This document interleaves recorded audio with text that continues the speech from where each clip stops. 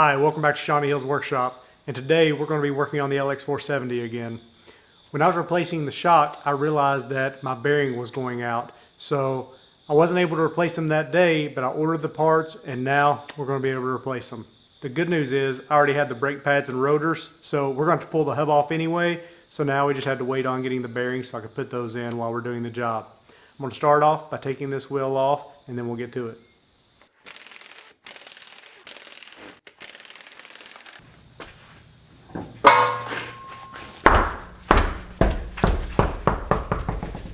For the past 10 years or so, I've been a member of a website called AllDataDIY.com.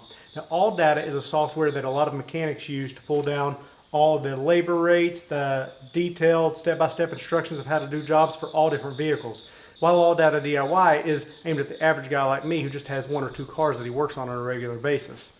And for this job, I've printed out all the instructions step by step. This gives me the correct torques, the correct step process, make sure that I don't forget anything when I'm putting it back together, because I would never do that. If you're like me and you like to do your own projects from time to time, but you want to make sure you're doing it right and in a safe manner, check out AllDataDIY. Like I said, I've been a member for 10 years and I love it. And even if it's a job that I've done many times before, I almost always look at it just to make sure that I haven't forgot anything or that nothing's changed. To get started, we're going to start like any other brake job. I'm going to go ahead and remove the brake caliper and get it hung up out of the way so we're not stressing the brake lines, and then we'll start removing the hub assembly.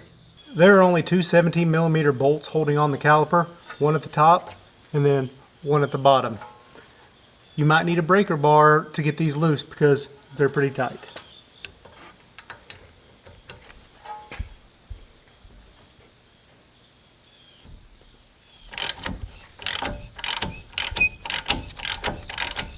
Here's a pro tip. Keep a bunch of these little magnetic trays around, and anytime you're working on a project, just attach it to the vehicle, and as you take bolts out, put it there so you don't lose them.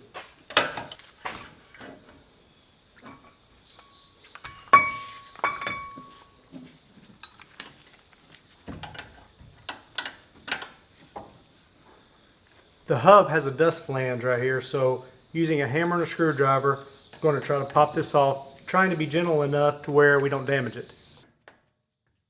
The next step is to remove this snap ring, and you can use a pair of snap ring pliers or just a pair of screwdrivers if you don't have any snap ring pliers. Using a 14mm socket, we're now going to remove these 6 nuts from the studs.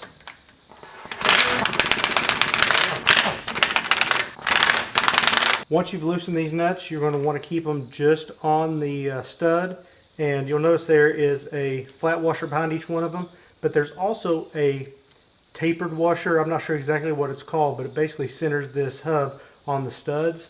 And the manual says to use a punch and just lightly tap on them. And you want to leave the nut on so you don't deform the stud and not be able to get the nut back on.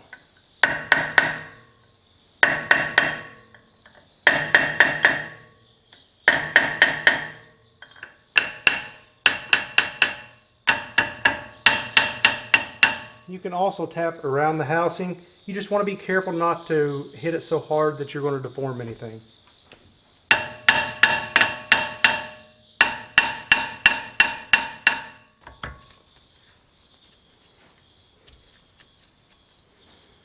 You kind of see it's just a conical washer that goes inside there. So we're going to finish knocking all these out and get it loose, and then we will pull this assembly off. Now we should be able to just pry this flange off. You want to be careful about sticking the screwdriver down in there too far. There is a gasket in there that we'd like to reuse if at all possible. Now you should have a tab that is coming up and keeping this nut from turning, and a tab that is bent down to keep the back nut from turning. I've already straightened those out. Didn't realize I hadn't pressed record, but now we'll use a 54mm axle nut socket to remove the inner and outer nut. And I'll leave a link in the description where you can purchase this.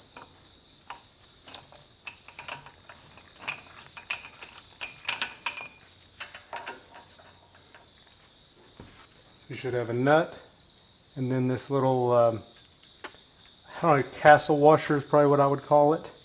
And it has a little detent on it that goes into a slot that where it can only go on one way.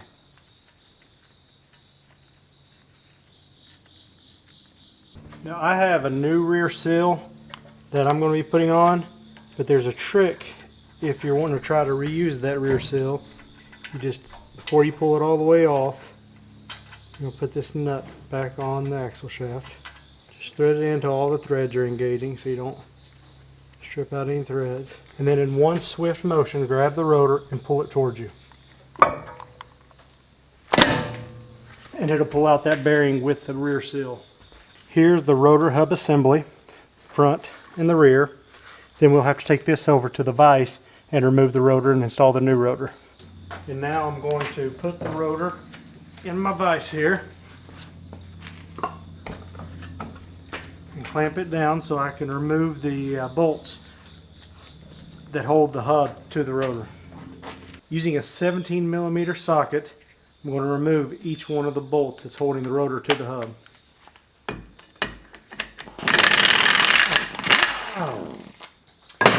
Alright, so I have stacked up 4 pieces of 2x material on either side, and it's supporting under the rotor. This way I can try to knock the hub loose. The interior surface of the hub sits just proud of the rotor, so you can take a block of wood and hit it with your hammer to start getting it loose. Now I have doused this thing with penetrating oil because they are probably rusted together. I don't know when the last time they were apart, but hopefully it will come loose.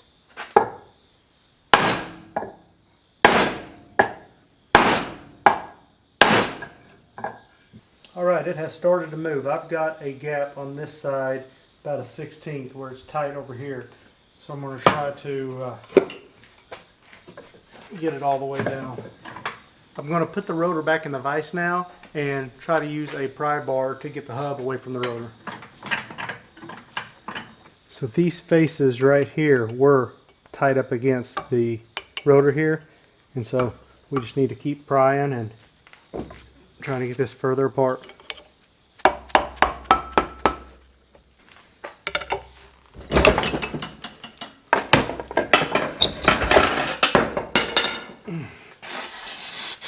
While this is off, I'm going to take the time to try to use a wire brush and clean not just the surface where the rotor mounts, but also up here on the side, because this is a, as you saw, it's a very tight fit.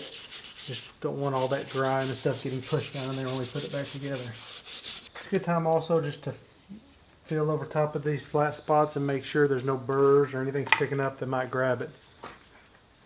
Now that I've made sure this thing is completely clean, gotta get this line back up and the new rotor put on. And if your rotor does not slide all the way down, before you, because it's going to be a tight fit, and before you hammer it down or use anything to knock it down with, you'll want to go ahead and get these bolts started. That way you're not trying to, you don't have to knock it back off to get the bolt holes lined up. And this is why I like AllData so much. It takes all the guesswork right out. It tells you to install the 5 bolts to the axle hub, torque 74 Newton meters, 54 foot-pounds, and it also gives you 750 kilogram foot centimeters. I don't know whose torque wrench has those units on it, but it's got them here. I don't have to go looking for it. It's on my printout ready to go. I actually just got this tool. This is a knockoff of the, I think it's Rockwell Jaw Horse.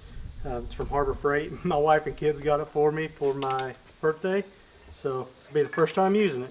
Let's see how it does.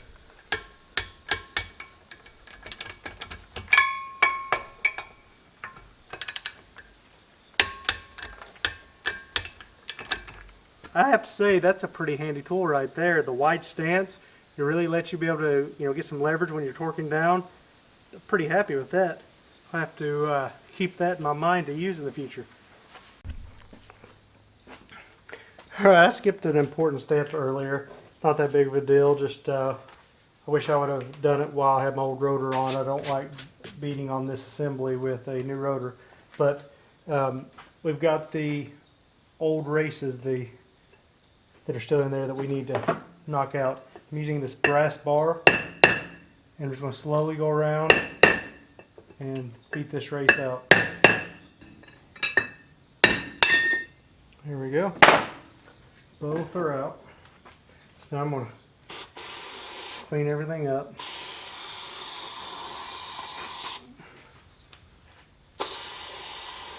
And we'll get ready to drive the new race in there. I'm not sure how you pronounce this, but I bought the Guage bearings. They're from Japan. They're a little more expensive, but they're really good quality. And I'll put a link in the description to both of the inner and the outer bearings, as well as the rear seal, in case you want to do this job yourself. So I've got the outer race for the bearing. We'll need to press it in right here. I want to put just a little bit of grease around the edges of it to help it go in. Alright, looks like that is 72 millimeters. We'll use our little tool here to press it in place.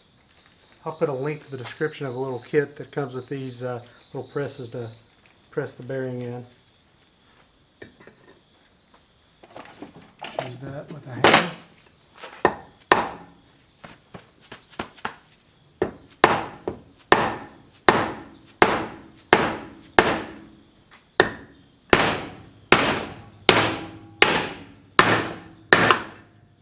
Now I'll flip it over and we'll again get it good and clean. I'm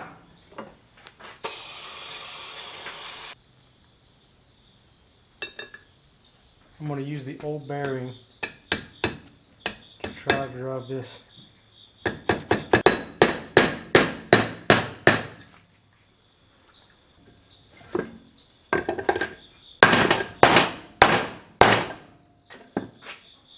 After you get your races in, you're going to want to then pack grease all behind the race. There's an indentation between the two races, and the manual says to pack that with grease out past the surface of the inner bearing and the outer bearing race. Now that we got the races in and got the grease inside of the hub assembly, we need to pack the bearings.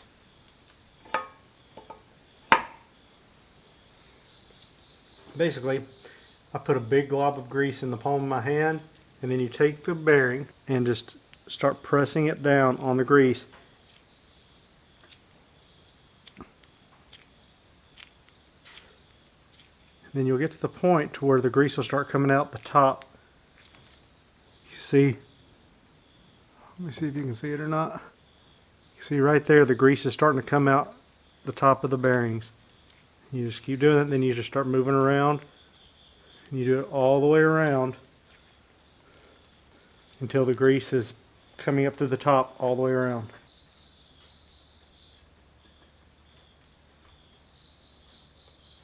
Then we have the rear seal, and again I'll leave a link in the description of this as well, and we just want to press it in right on the back here.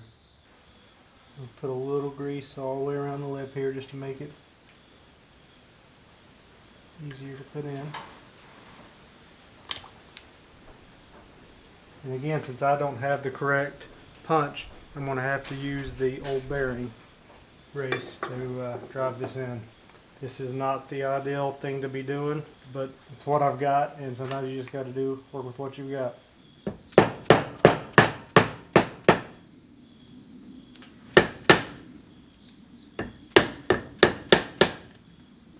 Alright, now that I got the bearing in, I'm going to take this back over to the vehicle, so I'm going to move the camera and we'll start the next step of the process.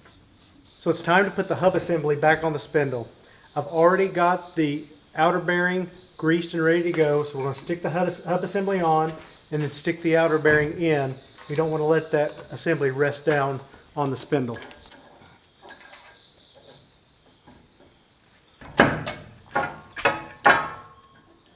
Now we got the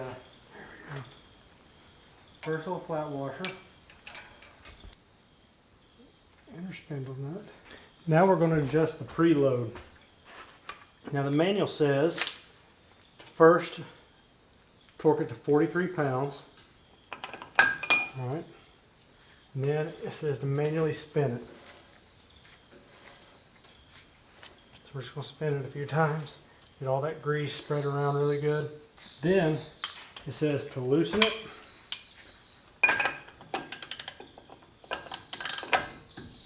And then torque it to 57 inch-pounds. There's no slop. It's really good. I'm pretty happy with that. I don't have a spring load gauge. It basically says that it should be 9.5 to 15 pounds if you put a spring load on this before it'll start turning.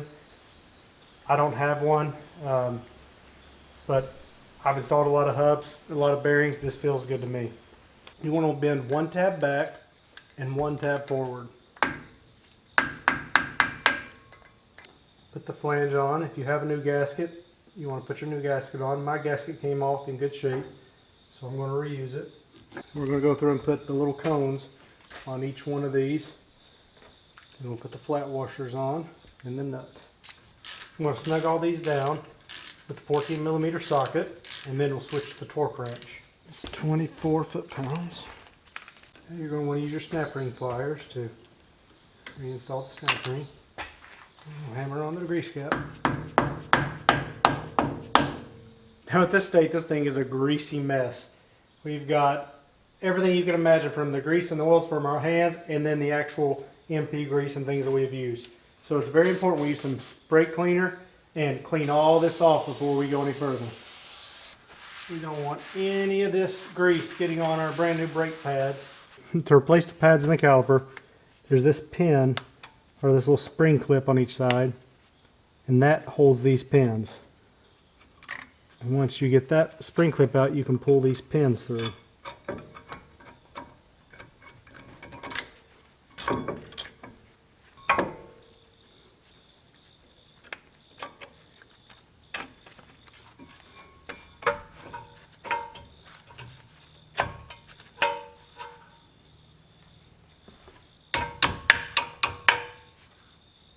Now we just gotta rotate these holes and into these pins.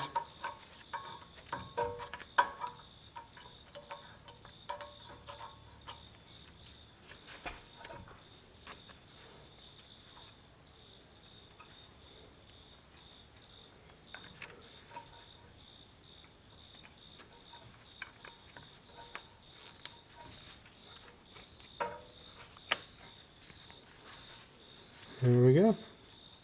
I should have done this while the old pads were still on the caliper.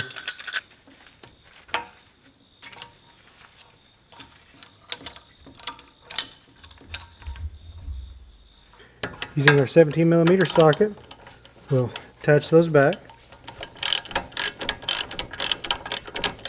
Now to finish the job off, we'll torque these two bolts to 91 foot-pounds.